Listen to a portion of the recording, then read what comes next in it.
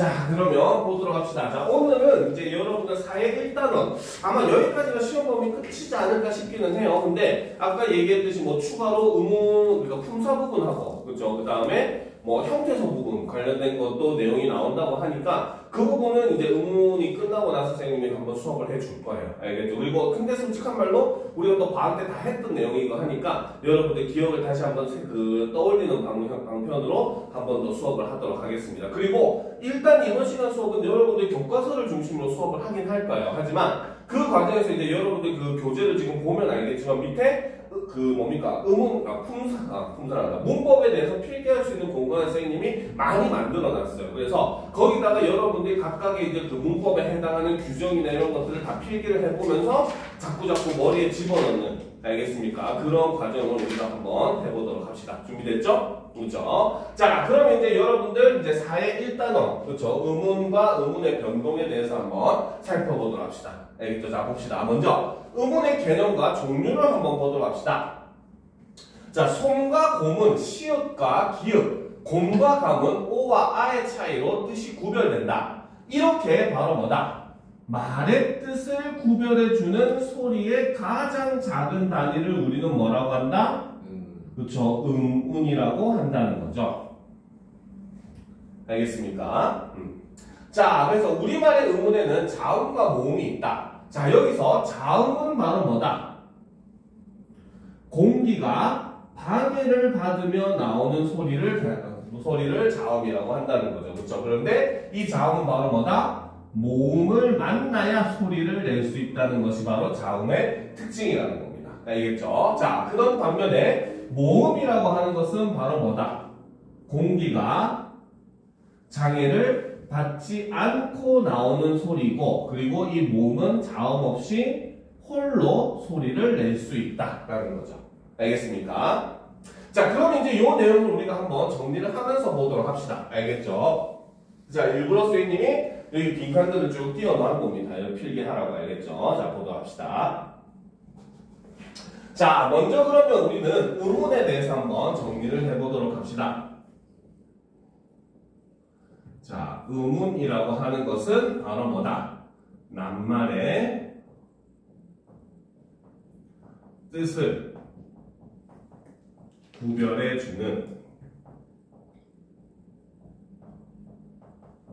소리의 최소 단위를 우리는 의문이라고 얘기하죠. 그렇죠? 그리고 이 의문이라고 하는 것은 바로 뭐다? 분절 의문. 다른 말로는 음소라고 하고, 이거 플러스 비분절 의문. 그쵸? 다른 말로는 음소. 그래서 음소와 음소를 합쳐서 음운이라고 이야기를 하는 겁니다. 알겠습니까? 알겠죠? 네. 자, 그러면 이제 그 중에 첫 번째가 바로 뭐다? 자음이라는 거죠. 그렇죠? 자, 자음이라고 하는 것은 자, 바로 폐에서 나온 공기가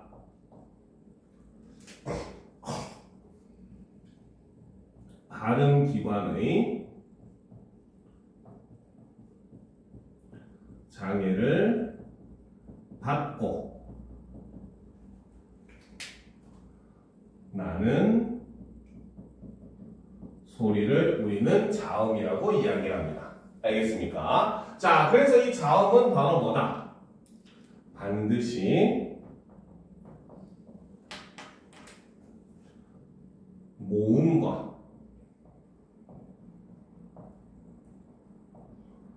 결합해야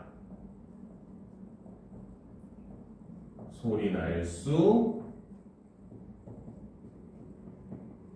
있다라는 거죠. 그죠? 자, 그래서 이제 자음체계, 자음표를 우리가 보게 되면은 자음체계는 크게 소리 나는 위치, 이거를 좀 어려운 한자말로 얘기를 하면 조음 위치라고 하죠. 다음, 발음하는 방식, 즉 소리 내는 방식, 이거는 한자말로 하면 조음 방법이라고 얘기를 합니다.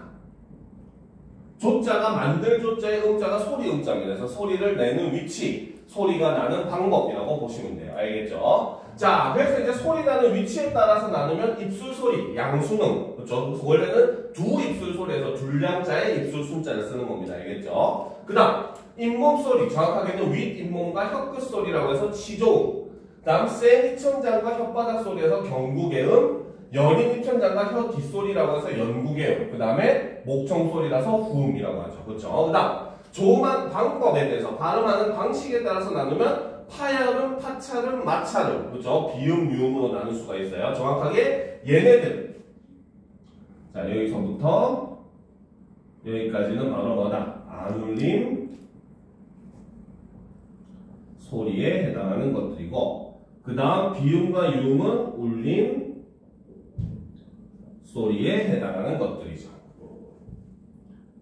그죠?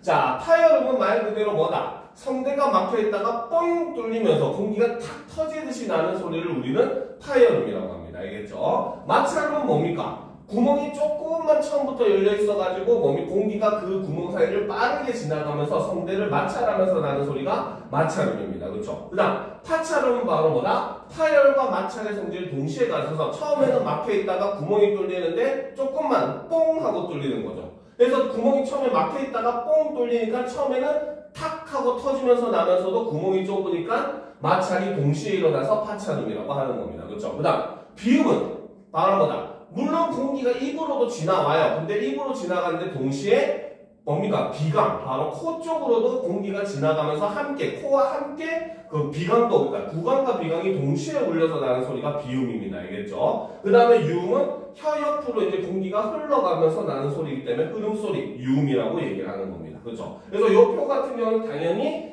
여러분들이 외워줘야 되는 겁니다. 알겠습니까? 자, 그래서 이 자음 같은 경우는 총 14개로 구성이 되어 있다라고 얘기를 하죠. 19개. 그렇죠? 자, 그럼 보도록 합시다. 자, 그 다음에 이제 우리가 모음이 이제 등장을 하죠. 그렇죠? 자, 모음도 우리가 정리를 해둘 필요가 있겠죠. 두 번째, 모음은 바로 폐에서 나온 공기가 발음기관에 장애를 받지 않고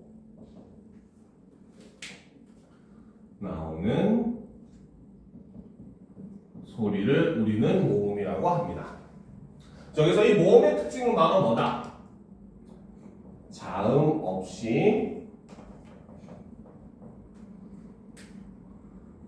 모음 혼자서도 음절을 이룰 수 있죠. 그래서 모음 혼자 음절을 이룬다는 것은 모음 혼자 발음을 할 수가 있다는 거고, 그렇죠? 이 경우 이제 초성이 이응이 오고 받침이 없는 경우는 이제 모음 하나로만 이루어진 음절이라고 보시면 되는 겁니다. 알겠습니까? 초성에 이응은 소리가 있다 없다? 초성이요? 초성에 이응은 소리가 있다 없다? 그렇지, 없다. 그렇죠. 그런 걸 잘 알아둬야 됩니다. 알겠죠? 자, 그리고 이제 여기서 나오는 건 바로 첫 번째 단모음에 해당하는 거죠. 자, 단모음이라고 하는 것은 바로 뭐다? 자, 모음을 발음하는 동안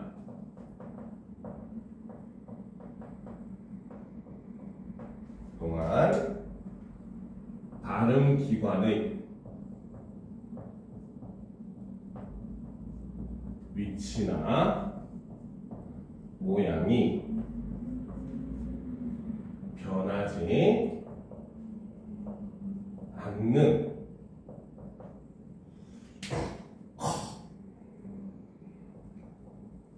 모음을 단모음이라고 합니다.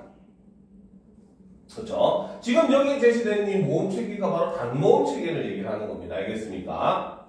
자, 그래서 모음 체계는 이제 기준하면 혀의 앞뒤 위치에 따라서는 전설 모음과 후설 모음, 그죠? 레전드 아니라고 했어요. 그치? 앞전자에 혀설자를 써서 혀의 최고점이 앞에 오는 거, 혀의 최고점이 뒤에 오는 거, 그죠? 그 다음에 입술 모양에 따라서는 평순 모음과 원순 모음, 입술이 평평해지는 모음과 입술이 둥그러지는 모음으로 나눌 수가 있습니다. 그리고 혀의 높이, 최고점의 높이에 따라서는 고모음, 중모음, 저모음으로 나눌 수 있다고 했어요. 그죠? 자, 그런데 여기서 여러분들 방학 때도 얘기했지만 유념할 게 두 가지가 있다고 얘기했습니다. 그죠? 자, 첫 번째로 자, 단모음 같은 경우는 원래 발음 기관의 위치나 모양이 변하지 않는 모음이라고 했어요. 그죠? 그런데 자, 여기서 위랑 외를 보면 발음하면 위, 왜 하고 변화를 한다고 했어. 그치? 자, 그렇기 때문에 사실 얘는 그쵸? 자, 실제 이제 표준어 규정에도 나와 있습니다. 알겠습니까? 자, 얘는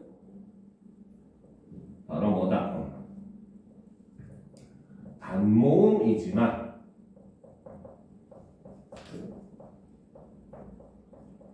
이중모음으로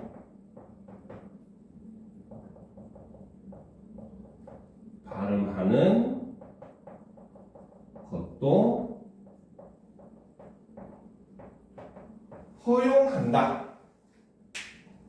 자, 이렇게 했기 때문에 얘는 이중모음처럼 이제 발음이 이중모음처럼 보이는 거지. 실제로는 단모음이니까 여러분들 그냥 알아서 표에서는 얘는 단모음이다 하고 그냥 외워주라고 얘기를 했어요. 알겠죠? 이건 어쩔 수가 없는 겁니다. 알겠어요? 왜? 사람들이 얘를 단모음으로 발음하면 발음하기가 너무 힘든 거야. 그죠? 위 같은 경우도 왜 같은 경우도 이렇게 발음해야 되니까 너무 힘들다는 거죠. 그죠? 그러니까 편하게 위, 왜 이렇게 발음하는 거, 이중모음처럼 발음하는 걸 허용만 할 뿐인 거고, 그렇죠? 그래도 이제 분류는 역시 단모음으로 한다는 거 알아둘 필요가 있습니다. 알겠죠?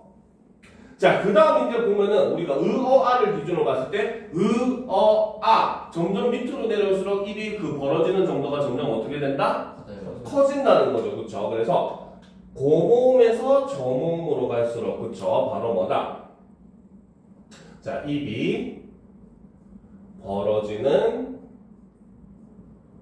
정도, 다른 말로는 개구도라고 하죠. 그쵸? 그래서 정도가 저모음으로 갈수록 커집니다. 알겠습니까? 그래서 이거를 고중저로 안 나누고 입이 크게 벌어지는 거, 작게 벌어지는 거 이런 식으로 분류를 하는 문제들도 있기 때문에 여러분들이 이런 내용은 꼭 반드시 알고 있어줘야 되는 겁니다. 알겠습니까? 자, 그런데 우리가 또 방학 때도 배웠지만 모음이 이것만 있는 건 아니었죠. 그렇죠? 자, 두 번째 속도로 합시다. 네? 이중모음. 그렇죠. 이중모음이 있었죠. 자, 밑에 일부러 이렇게 자리 많이 남겨둔 이유가 있겠지, 그치? 자, 바로 두 번째가 이중 모음이 있습니다. 저 이중 모음이라고 하는 건 바로 뭐다? 모음을 발음하는 동안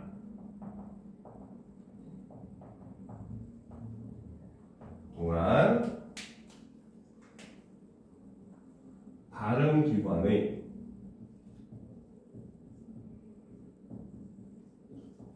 위치나 모양이 변하는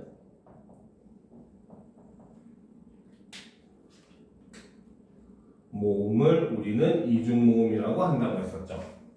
그렇죠? 자, 그런데 이제 이 이중모음은 기본적으로 바로 뭐다? 얘는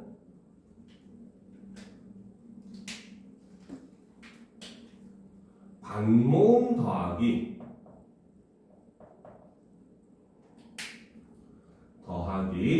단모음의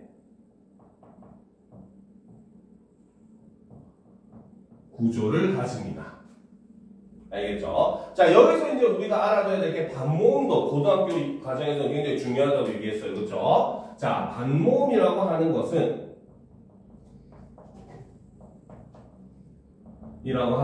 바로 뭐다? 모음이지만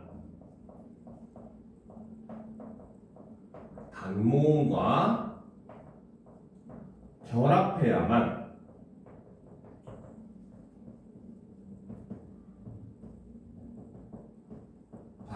수 있는 모음이죠.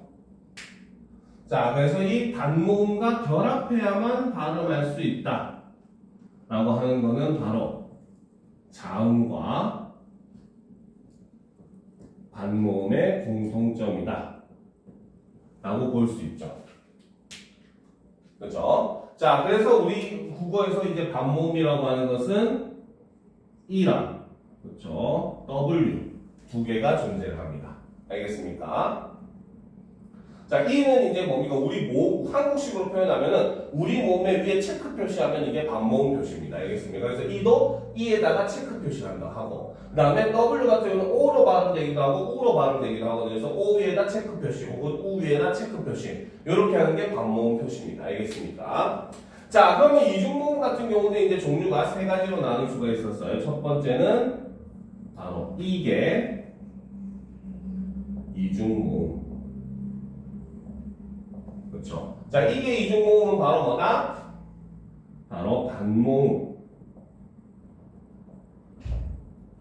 이에서 시작해서 단모음으로 가는 이중모음이고, 자, 이게 이중모음에 나타나는 거는 바로 뭐다? 야, 여, 요, 유, 예, 예.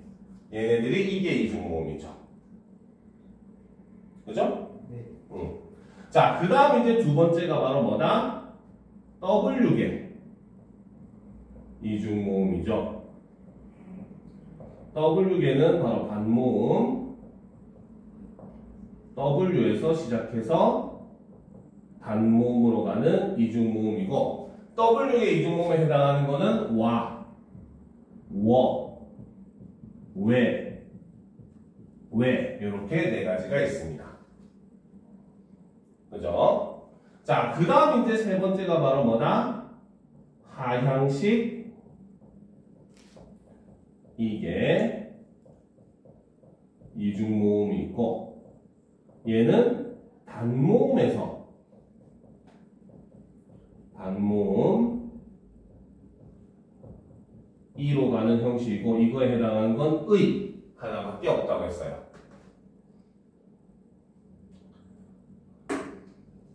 알겠습니까? 그렇죠? 자, 방학 때 다 했던 내용이라서 아마 다 기억할 거라고 선생님은 믿습니다. 선생님의 헛된 믿음인가요? 그건 아니겠죠, 그렇죠? 여러분 이런 건 자꾸 다 외워줘야 돼요. 의문의 변동을 하기 위해서 당연히 의문에 대한 지식은 꼭 필요한 겁니다. 무슨 말인지 알겠습니까? 자, 물론 그리고 여기서 이제 또 한 가지 더 한다면은 이제 바로 뭐다? 바로 비분절 의문에 해당하는 소리의 길이도 여러분들 보기는 해야 되는데, 소리의 길이 같은 경우는 일단 여기서는 차지를 하고, 일단 의문, 그 중에서도 자음과 모음에 대해서는 여러분들 꼭 알아둬야 되고, 특히나 이제 고등학교 과정에서 중요시하게 여기는 거는 여기서 이제 이 반모음의 개념 같은 경우는 여러분들이 잘 알아둬야 됩니다. 알겠습니까? 자, 그럼 이제 본격적으로 교과서에 나오는 내용들을 우리가 한번 분석을 해보도록 합시다. 이론적인 수업은 우리가 방학 때 한번 했던 내용들이기 때문에 이제 그 기억을 되살린다라는 생각으로 교과서를 중심으로 한번 살펴보도록 합시다. 알겠습니까? 자, 의문의 변동의 유형에서 첫 번째 이제 음절 끝소리 규칙을 지금 얘기를 하고 있습니다. 그렇죠? 자, 음절 끝소리 규칙은 바로 뭐다? 우리말은 음절의 끝에서 뭐만 난다? 소리가 기역, 니은, 디귿, 리을, 미음, 이응의 7개 자음만 발음된다는 거죠. 됐습니까? 그래서 이렇게 음절의 끝에 이 7개 자음 이외의 자음이 오면은 기역, 디귿, 비읍 중에 하나로 바뀌어 발음되는데, 이것을 음절 끝소리 규칙이라고 한다.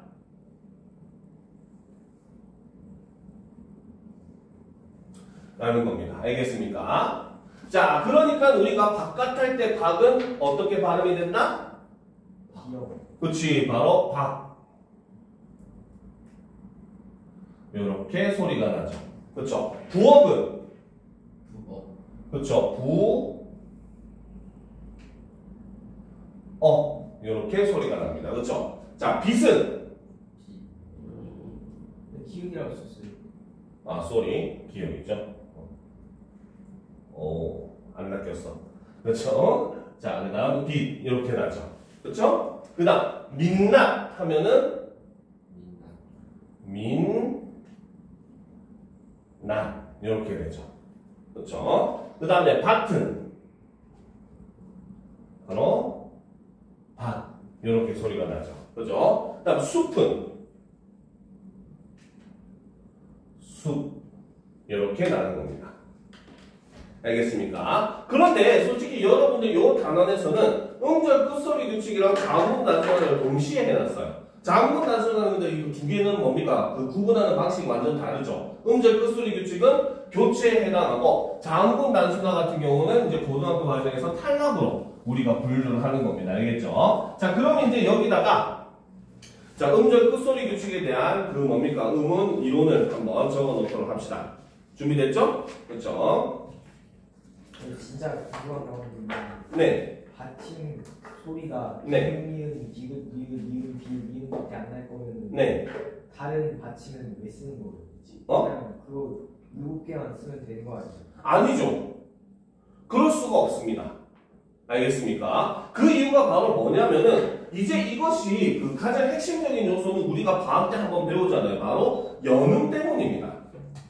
알겠습니까? 알겠죠? 연음이라고 하는 게 존재를 하잖아요. 그렇죠? 연음이라고 하는 게 존재를 하는데 중요한 거는 우리가 조사라든지 이런 접사라든지 그 의미가 없는 형식 형태소가 왔을 때 연음이 일어나면 어떻게 올라가요? 그대로. 받침이 그대로 올라갑니다. 그렇죠? 그런데 만약에 방금 세영이가 얘기한 것처럼 우리가 발음 나는 대로만 적게 되면 어떤 문제가 생길까? 연음이 될 때랑 연음이 되지 않을 때가 바로 뭡니까? 형태가 완전히 달라져 버리죠. 그러면 우리는 그 두 단어가 같은 단어라고 우리가 볼 수가 있을까? 아니라는 겁니다. 알겠습니까? 7개밖에 소리가 안 나지만 이것이 연음이나 이런 관계도 우리가 생각을 해야 되는 것이고, 그리고 만약에 방금 얘기했듯이 소리 나는 대로만 표기를 하게 되면 가장 큰 문제가 뭐냐? 글을 읽는 사람이 의미를 제대로 알 수가 없게 된다는 거죠. 알겠습니까? 예를 들어서 우리가 밥이라고 하는 단어를 그냥 밥이라고만 적으면은 비읍 받침을 쓸 수가 있어. 그렇죠? 근데 밥이라고 하면은 발음이 바비가 돼버리잖아. 그렇죠? 근데 거기에 또 만이 붙으면은 밤만이 됩니다. 이게 밤을 얘기하는지 밥을 얘기하는지 알 수가 없게 돼버리는 거예요. 알겠죠? 그래서 발음이라고 하는 거는 환경에 따라서 변하는 것이기 때문에 그 변화를 이제 적용을 해가지고 소리 나는 대로 쓰게 되면은 오히려 글을 읽는 사람들이 더 의미 파악이 힘들어집니다. 알겠습니까? 그래서 우리 국어는 기본적인 원칙은 바로 뭐다? 만말의 원형을 밝혀 쓰는 걸 원칙으로 하고 있는 겁니다. 무슨 말인지 알겠죠? 그래서 표준어 규정도 제1항이 바로 뭐냐면 그 표준어는 우리 한국의 발음을 소리 나는 대로 적되 그 어법에 맞도록 함을 원칙으로 한다 이렇게 돼 있는데 물론 뭐 소리 나는 대로라고 하는 개념은 쉽게 생각하면 우리가 기역 소리가 나면 기역으로 쓰고 니은 소리가 나면 니은으로 쓰고 아 소리가 나면 아로 쓰고 이런 개념으로 보시면 되는 거고, 기본적으로 현대 국어 같은 경우는 쓰는 사람보다는 읽는 사람. 왜? 우리가 글을 쓰는 이유가 뭡니까? 글을 쓰는 이유가 그렇지, 의사소통 하려고 하는 거죠. 그렇지? 그러면 전달받는 사람이 의미를 더 정확하게 전달받아야 되는 게 더 중요하기 때문에 그래서 기본적으로는 원형을 밝혀 쓰는 걸 원칙으로 하는 거죠. 무슨 말인지 알겠습니까? 그래서 만약에 그렇게 하게 되면 그 동음 이어들이 너무 많이 등장을 해버려요. 알겠죠? 자, 그럼 이제 우리가 뭐 이런 거는 굉장히 좋은 그 지적이긴 합니다. 알겠습니까? 이건 중세국어가 사실상 나중에 이제 2학기 때 보면 배우겠지만 중세국어 같은 경우는 사실상 소리 나는 대로 적는 걸 원칙으로 하거든요. 그러니까 이거는 의문의 변동을 다 적용을 시켜버려요. 중세국어는 시켜버립니다. 알겠죠? 그러니까 이 단어가 이런 뜻인지 저런 뜻인지 읽는 사람이 오히려 헷갈려버리는 문제가 발생을 하고, 그래서 이제 그 주시경 선생님이 일제강점기 때 이제 조선어학회를 만들고 한글 맞춤법을 처음으로 만들면서 기본적으로는 그 원형을 밝혀 쓰는 걸 원칙으로 하는 방향을 할 수밖에 없었던 이유도 거기 있다는 거죠. 알겠습니까? 자, 그럼 이제 한번 보도록 합시다. 자, 먼저 음절 끝소리 규칙부터 한번 봐야 되겠죠? 그렇죠? 자, 이 부분에서 담은 건 음절 끝소리 규칙이고, 자, 이거는 음운 변동 현상 중에 교체에 해당하는 내용입니다.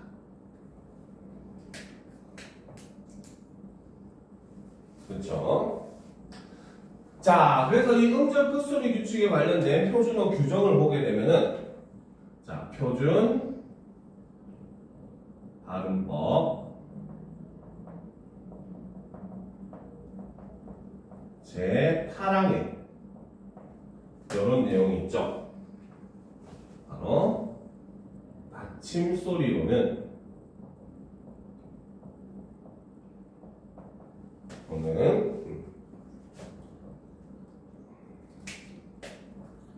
기역, 니은, 디귿, 리을, 미음, 비읍, 이응 의 7개 자음만 발음한다 라는 겁니다. 알겠습니까? 자, 그래서 이제 개표음이 기역 같은 경우는 이제 뭡니까? 기역, 쌍기역, 키읔이 대표음이 개표음은 기역이고, 니은은 그대로 니은, 그죠? 디귿에 해당하는 게 굉장히 많았죠, 그죠? 디귿에 해당하는 게 뭡니까? 디귿, 티귿, 그 다음에 시옷, 쌍시옷, 지읒, 치읒, 그 다음에 히읗까지도 디귿인 경우가 많다고 얘기를 했었습니다. 알겠습니까? 자, 그런데 이제 이 단원에서 방금 여기 조그맣게 나와 있기는 하지만, 자, 자음군 단순화라고 하는 것이 이제 존재를 한다는 거죠. 그래서 요거는 여러분들이 원래 예전 개정 2015년 개정 이전, 2009년 개정까지는 얘네들을 똑같이 취급, 끝소리 규칙의 일환으로서 자음군 단순화를 취급을 했었기 때문에 알겠죠. 여기서도 일단 그 제책 방식 자체는 이렇게 같이 묶어놔서 해놓긴 했습니다. 그래도 의미 자체가 다르기 때문에 우리가 구분해 해놓도록 합시다. 자, 그러면 봅시다. 자음군 단순화. 자, 이거는 우리가 방학 때 배웠죠. 바로 탈락 현상으로 분류를 합니다. 그렇죠? 자, 근데 자음군 단순화도 우리가 두 가지를 볼 수가 있어요. 첫 번째, 표준 발음법 제10항에는 격받침 중에 앞부분이 발음나는 게 다 실려 있습니다. 알겠죠? 자, 그래서 10항에 따르면 격받침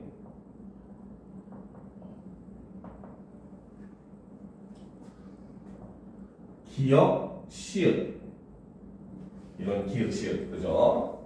그 다음에 니은, 지읒 그죠? 그 다음에 리을, 비읍 리을, 시옷 리을, 티귿 그렇죠? 그 다음에 이런 비읍, 시읒 그치? 자, 비읍, 시읒은 바로 어말 또는 자음 앞에서 각각 기역, 니은, 리을, 비읍으로 발음을 한다는 거죠.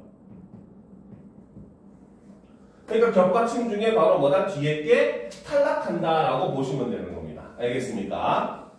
그렇죠? 자, 그런데 이제 이거 같은 경우는 예외가 있죠. 그렇죠? 바로 다만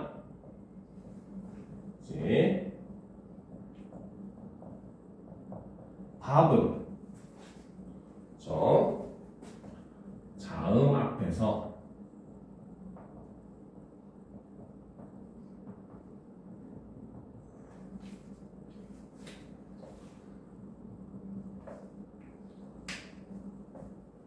밥으로 발음하고 그래서 밥은 원래 리을 비읍은 대표음이 리을이었거든요. 알겠죠? 근데 밥만 예외적으로 발음하다 비읍으로 발음하는 겁니다. 그래서 고등학교는 이 예외 같은 거는 시험 문제 정말 잘 나옵니다. 알겠습니까? 자, 그래서 밥은 무조건 자음 앞에서 밥으로 발음하고 너는 다음 같은 경우 자, 여기서 얘기하는 다음과 같은 경우는 바로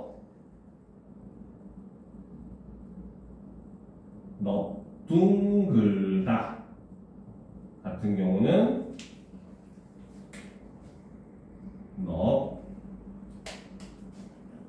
둥글다. 그 다음에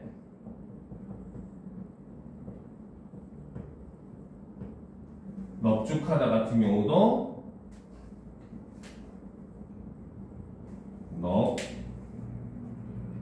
넙죽하다. 그렇죠. 그래서 다음과 같은 경우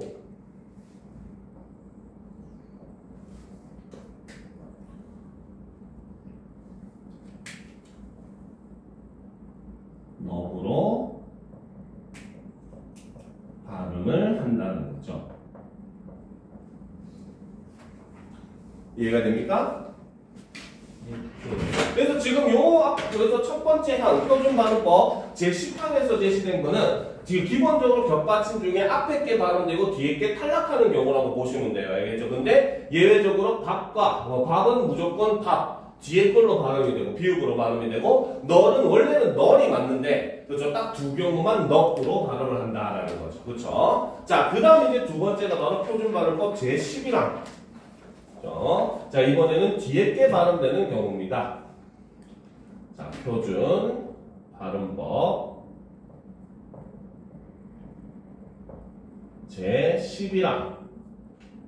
자, 11항에 따르면 겹받침 리을 기역 다음에 리을 미음 다음 리을 피읍은 어말 또는 자음 앞에서 각각 얘네는 뒤에 걸로 발음되는 경우죠. 바로 기역, 미음. 자, 근데 피읍은 뭡니까? 그쵸? 어말에서 발음이 될 수 없으니까 대표음 비읍으로 한 번 더 바뀌어서 소리 나는 거예요. 알겠습니까? 그래서 각각 기읍, 미음, 비읍으로 발음을 한다는 거죠.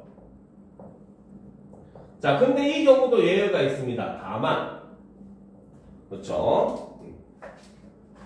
용언의 용언은 빨간색으로 하는 게 낫겠다.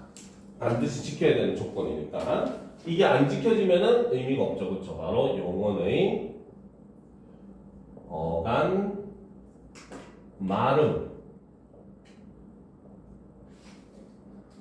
리을 기역은 기역 앞에서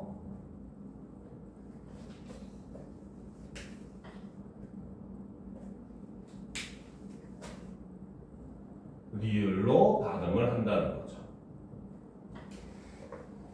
발음한다. 알겠습니까? 그래서 용언인 경우에만 해당하는 거예요. 그러니까 우리가 치느님 할 때 치느님 다음에 과라고 하는 조사를 붙이면 이때는 달과가 아니라 닭과 하잖아. 그치? 그죠? 닭과. 그쵸? 닭과 오리 했을 때 우리는 닭과 오리 이렇게 발음을 합니다. 그쵸? 그러니까 리을 기역 받침이 기역으로 소리 나는 거예요. 그죠? 왜? 얘는 명사, 용언이 아니기 때문입니다. 알겠습니까? 그죠? 근데 책을 읽다 같은 경우는 원래는 읽다인데 기역으로 시작하는 어미를 만나면은 읽거나 그죠? 읽고 이렇게 발음을 하는 거죠. 이해가 됩니까? 있어요.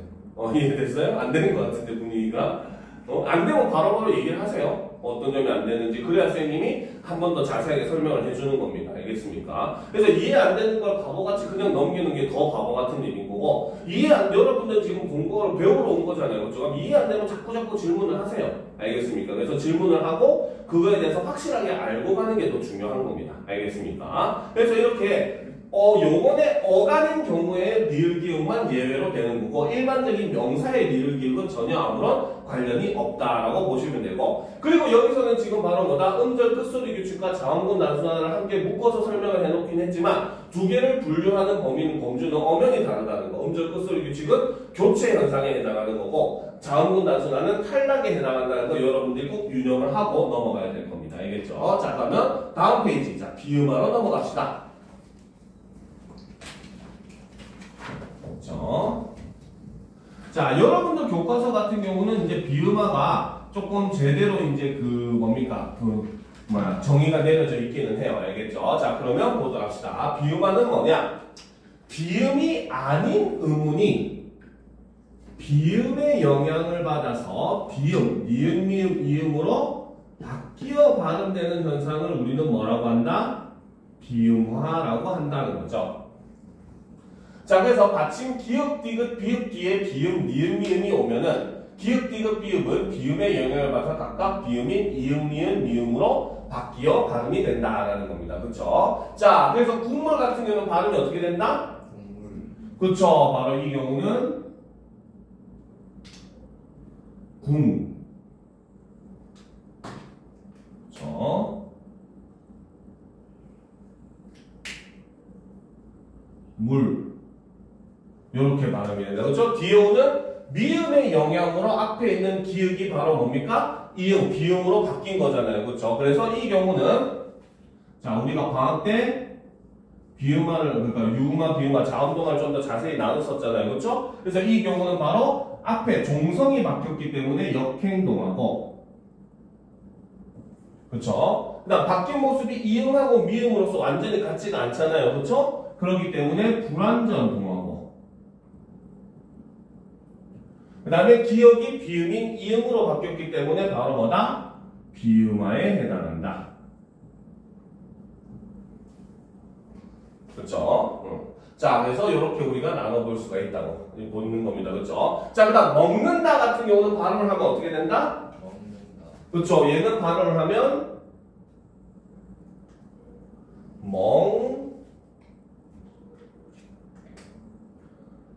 먹는 다 이렇게 되죠. 그렇죠? 자, 여기서도 뒤에 있는 니은의 영향을 받아서 앞에 있는 기역이 비음으로 변했죠. 그렇죠? 그러니까 이것도 역시 종성이 바뀌었기 때문에 역행동하고, 그다음 이응과 니은으로 완전히 똑같지가 않기 때문에 불완전동하고, 그 다음에 기역이 비음으로 변했기 때문에 비음하죠. 알겠습니까? 자, 그 다음 이제 만며느리 같은 경우는 발음이 어떻게 됩니까? 만며느리. 그쵸. 얘는 발음을 하면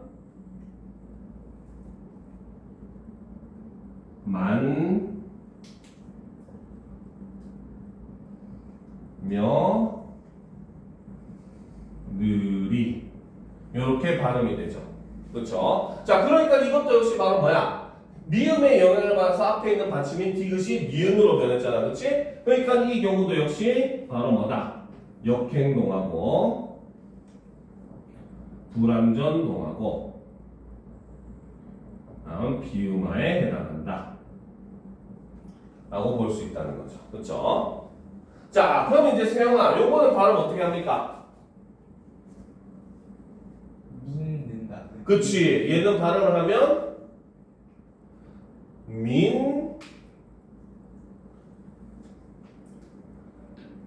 는다. 이렇게 소리가 나잖아요. 그렇죠? 그렇죠? 이 경우도 역시 바로 뭐다? 뒤에 오는 니은의 영향을 받아서 앞에 있는 디귿이 니은으로 변했죠. 그래서 얘도 역시 받침이 변했으니까 역행동하고, 근데 여기는 니은, 니은 똑같잖아. 그렇지?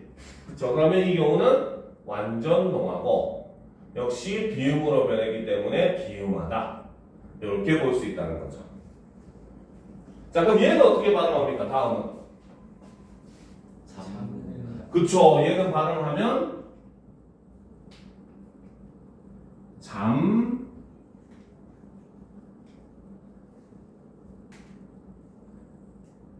잠는다. 이렇게 발음이 되죠. 그쵸? 역시 이것도 마찬가지. 받침이 바뀌었으니까 역행동하고 완전히 같지 않으니까 불완전동하고 역시 비음화에 해당하는 거죠. 그죠? 자, 그럼 다음은 어떻게 발음해야 됩니까? 그쵸? 이거는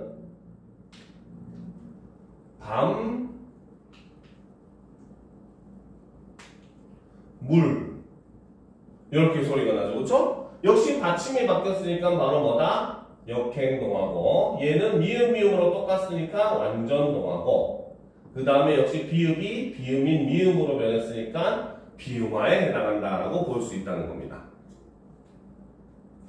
알겠습니까? 여기까지 다 적었어요? 네. 그렇죠? 자, 그러면 이제 우리가 비음화에 관련된 그 표준 발음법 규정을 한번 역시 살펴볼 필요가 있겠죠. 그렇죠? 자, 보도록 합시다. 자, 문법 필기 노트를 보면은 자, 보도록 합시다. 여러분들 교과서 같은 경우는 비음화에 대한 규정, 원칙이 굉장히 좀 자세하게 나와 있거든요. 왜? 비음이 아닌 자음이 비음의 영향을 받아서 비음으로 변하는 현상이 이렇게 돼 있거든요. 그렇죠? 그래서 선생님이 아마 과학 때 가르쳐 준 대로 여러분들 선생님이 가르쳐 줄 확률이 높습니다. 알겠죠? 왜? 상호동화 같은 경우는 하나는 비음화를 보지 않는다는 거. 그죠? 이런 것들 이대로 가르쳐 줄 가능성이 높아요. 알겠습니까? 자, 그럼 이제 우리가 한번 정리를 해보도록 합시다. 자, 비음화라고 하는 것은 바로 뭐다? 자, 비음이 아닌 자음이 비음의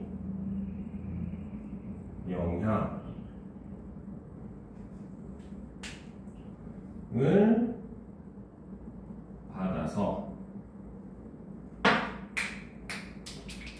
비음으로 소리나는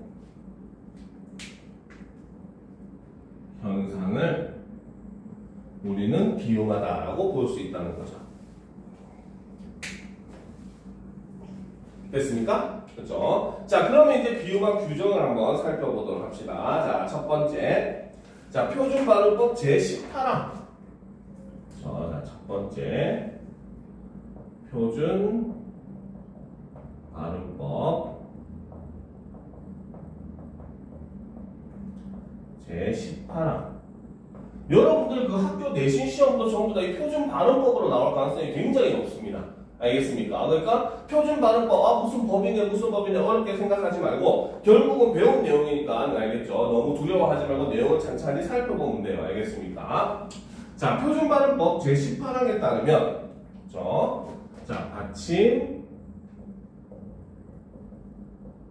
기역, 이거는 대표음이기 때문에 쌍기역도 마찬가지고, 그 다음에 키역도 마찬가지고, 그 다음에 기역, 시읍도 마찬가지고, 리을, 기읍도 마찬가지입니다. 알겠습니까? 그 다음에 디귿, 역시 얘도 대표음이기 때문에 시옷, 쌍시옷, 그 다음에 지읒, 치읒, 티귿, 히읗 다 마찬가지죠. 그렇죠? 그 다음에 비읍, 얘도 대표음이기 때문에 피읍, 리을, 피읍, 그 다음에 리을, 비읍, 그 다음에 비읍, 시읍 다 마찬가지입니다. 알겠습니까? 자, 그래서 얘네는 그렇죠? 니은, 미음 앞에서 각각 자신의 비음인 이응으로, 기역의 비음인 이응으로, 디귿의 비음인 니은으로, 비읍의 비음인 미음으로, 그렇죠?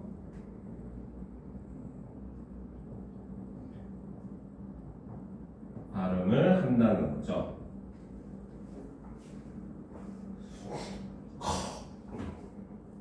알겠습니까? 자, 그 다음 이제 우리가 사실 여러분들 교과서에는 요게 나와 있었던 겁니다. 알겠습니까? 자, 그런데 이제 두 번째도 있죠. 자, 두 번째 보도록 합시다. 자, 바로 표준발음법 제19항.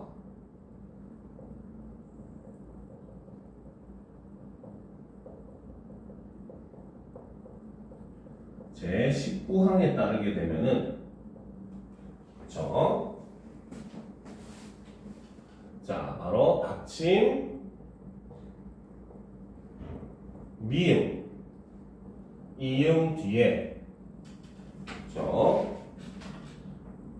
연결되는 리을은 리을의 비음인 니은으로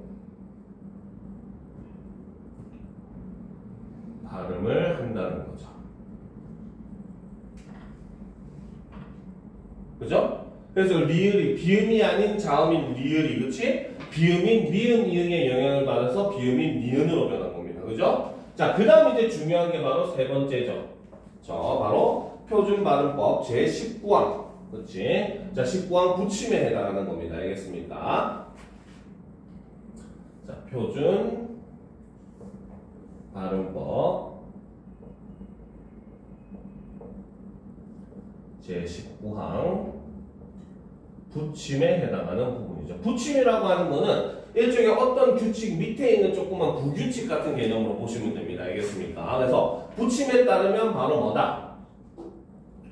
자, 받침. 그렇죠? 자, 기읍, 비읍 뒤에 연결되는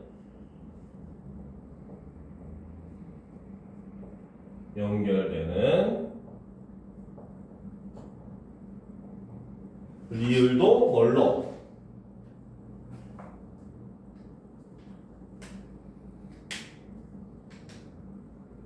니은으로 발음을 한다. 라는 거죠. 자, 그런데 이제 바로 뭐다? 이 경우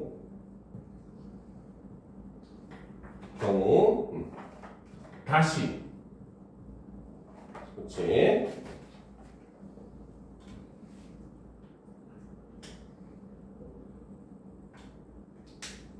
니은의 영향으로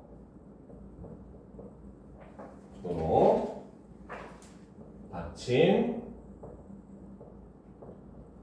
기읍 비읍은 각각 이응 미응으로 발음을 한다는 거죠. 그래서 이 경우는 종성과 초성이 둘 다 바뀌는 상호동화에 해당하는 내용인데, 그치? 자, 그런데 이제 아까 얘기했었죠. 바로 이 첫 번째 받침 기읍 비읍 뒤에 연결되는 리을이 니은으로 발음되는 요것은 최근 바로 뭐다? 비음화가 아닌 것으로 보는 경향이 높아진 겁니다. 알겠습니까? 그쵸? 선생님, 응. 에어컨 버스. 그렇지 않아? 아니 더 추워져 있으면. 아, 그래? 자, 그래서 비음화가 아닌 것을 바꾸고 뭡니까? 아닌 것으로 최근 본다고 했어요. 그죠? 그 이유가 바로 뭐다? 비음이 아닌 자음인 리을이 비음 니은으로 발음 나는데 영향을 주는 비음이 존재를 하지 않기 때문이라는 거죠. 알겠습니까? 이거 적었습니까? 네. 그렇죠. 자, 그런데 이제 뒤에 있는 것들, 그렇죠? 이 경우 다시 어떻게? 리을이 니은으로 변한 다음에 그 다음에 일어나는 요 경우는 그렇죠. 얘는 무조건